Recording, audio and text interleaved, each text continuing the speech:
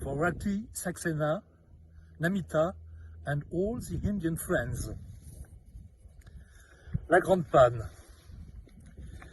Quand pendant plusieurs semaines, tout autour de la Terre, tout se fut arrêté, il devint soudain clair que le ciel pouvait être bleu, que la vie valait mieux que l'argent, et parmi tout ce que nous produisions, tout n'était pas nécessaire, et que pour ce qui était nécessaire, il suffirait de travailler 2 ou 3 heures par jour et donner à chacun le moyen de vivre normalement pour s'occuper de ce qui compte vraiment, l'amour, les enfants, la vie, la poésie. Quand tout se fut arrêté, pendant plusieurs semaines, il devint clair que tout autour de la Terre, il n'y avait qu'une mer, qu'une atmosphère, qu'une humanité. Le peuple, d'après un poète de l'époque classique. Notre faiblesse est notre force, et ce qui est soumis aujourd'hui, demain dominera. L'eau n'offre aucune résistance. Elle s'écoule vers le bas et suit la pente du terrain, mais elle déplace les vallées et vient à bout des plus puissantes digues. L'air est invisible, nul ne prend garde à lui, mais nul ne peut vivre sans lui. Et à la brise qui ne cesse jamais, même la roche ne résiste pas.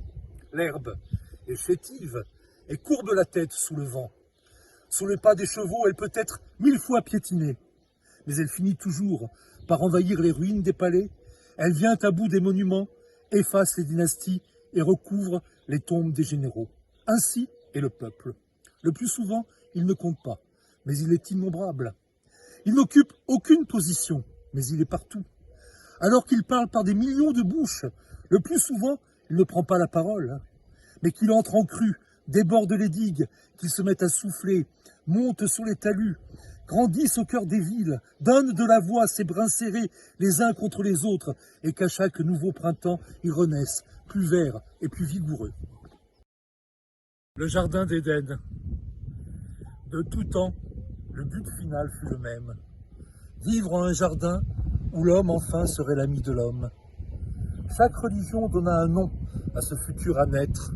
L'âge d'or qu'il fallait retrouver, le royaume de Dieu, le paradis d'Allah, l'Éden, ou jardin en persan, l'abbaye de Thélème, le phalanstère, l'Icarie, la cité future, le royaume de la liberté, le pays fraternel, l'anarchie, le communisme. De tout temps, le but final fut le même, atteindre le verger dans la vallée, derrière la barrière des montagnes qui obstrue l'horizon.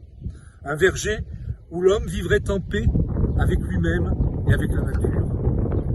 Jamais le jardin ne fut atteint.